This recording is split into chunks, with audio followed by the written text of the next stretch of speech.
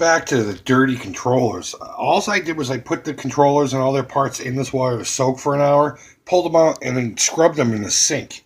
And that's all that fell off of it without even scrubbing.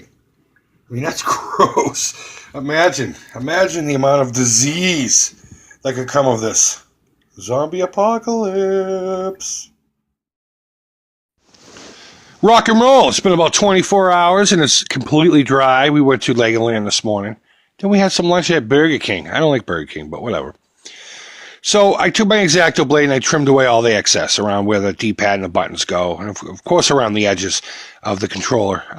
Take note that there is a lip there. And we will fine-tune the trim. But for right now, just get the majority of the material away. And that way we have a base of where we're going to be working from. And it's just a lot easier to see where to stop and start, you know. Get yourself more of that glue and water mixture. Your brush, or in this case, I'm using a foam brush. And a whole bunch of swatches of the paper towel. In this case, I just tore up a whole bunch from the excess and from another sheet of paper towel. And I just made little tiny pieces, no distinct edges. And that's what you're going for anyway. You don't want anything too pattern-like. Obviously, if you're going to corpse something larger, say like a skull, you're going to want larger swatches. But for what we're doing here, just little ones are fine. And you just pat down some glue. You put down a swatch. You put glue on top of that. And then you just layer over that one.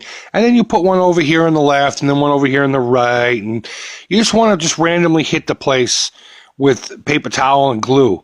We basically just want one really good layer here. Now, if some of it overlaps and stuff, and there's the raised areas and low areas, that's perfect. The great thing about this particular technique, especially with the paper towel and the glue, is it turns out to look very organic once you get paint onto it. It may not look like much right now. It may just look like a soggy ball of paper towel. But I promise you, once we start getting into the paint and everything, your patience and your attention to detail will pay off. You'll be very heavily rewarded. Now, with that said, with it looking organic, there's going to be times, and especially you've probably already seen it a couple times with what I'm doing here, that you're going to have an edge that rolls up or whatever. Let that happen. Don't try to be perfect with this. Again, I've said it before, you can't fuck this up. Make sure you pat down those edges that roll up a little bit so they kind of blend more into the controller and they don't look raised. But let those little creases happen. There'll be a few spots that you see my finger will touch where I've already hit with paper towel and it'll lift up a little bit.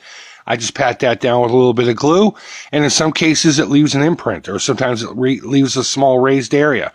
All that's going to add to the aesthetic. So don't be too neat here. Don't be too sloppy, obviously. We just want one quick layer. We might do one more, and I got one more thing I want to do with it afterwards, or in between the layers. But yeah, just have fun, do paper mache, get it covered, and then we're going to want to let it dry again. But before you do that, obviously, after you get the coverage that you want, hit the entire thing with another layer of glue. Just give it a nice skin of glue across the whole thing. And again, let it dry for about, half a day to 24 hours, and then repeat the process. It's really just that simple. And once we get into the paint, that's where the magic starts happening. So I hope so far this is helping anybody out with any questions. Not a difficult process. I got a lot of comments about they couldn't wait for this part of the video. There are 100 other videos out there on how to corpse things, believe me. There's a bazillion different methods too. But hopefully you're getting something out of this, and let's continue on and see where this thing goes. I was brainstorming the project to begin with. After the initial concept of making the Necronomicionsole, I knew I wanted to make a matching controller eventually for it. And I'd always wanted to do something a little bit different, not just skin the damn thing and just call it that. So I came up with this idea to put these 4 symbols on the top.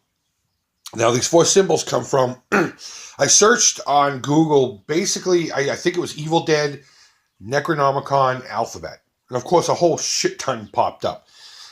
So I picked one that I liked and I saved it. And down the line, when we got closer to actually doing this, what I did was I went in there and I cropped out 4 specific symbols. And if you can figure out what that says, it's not that difficult. But you're a savvy person and you'll get it. And if you don't get it, oh well, it's always going to be a fucking mystery to you. So I don't know what to say. But all I did was I put them together to make sure it looked good. And then I just drew it on with a pencil, took my little X-Acto blade, and carved it out very carefully.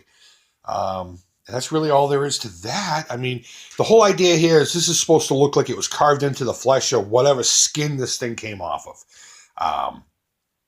And that's really all there is to that.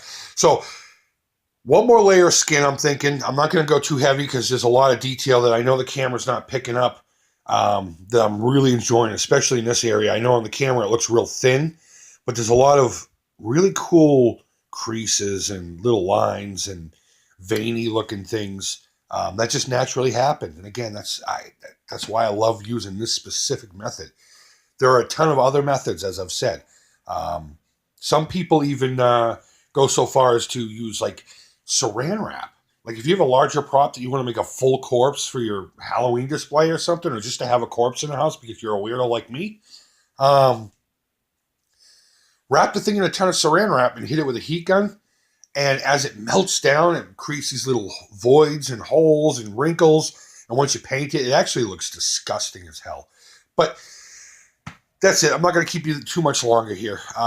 One more layer of skin, and next time you start viewing or whatever, we'll be painting it. I'm not going to go too far into that. We all know how to paint something. I will basically just show you what colors I'm using and some techniques, and we'll finish this project up, and we'll find a nice way to display it. So as always, thanks for watching. If there's anything in here that still seems like a mystery to you, by all means ask. I have no problem either answering the question, or if I can't answer it fluently, I will forward you somewhere where I know the answer can be had. So guys, as always, thanks for watching. Be sure to check in for the finale. Hopefully the next one's the finale. And as always, take care and bye-bye.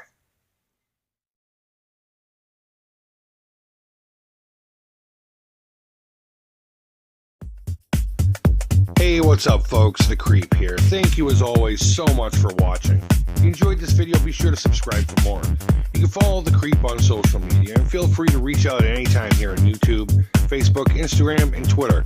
Creep would love to hear from you. And as always, thank you, take care, and bye-bye.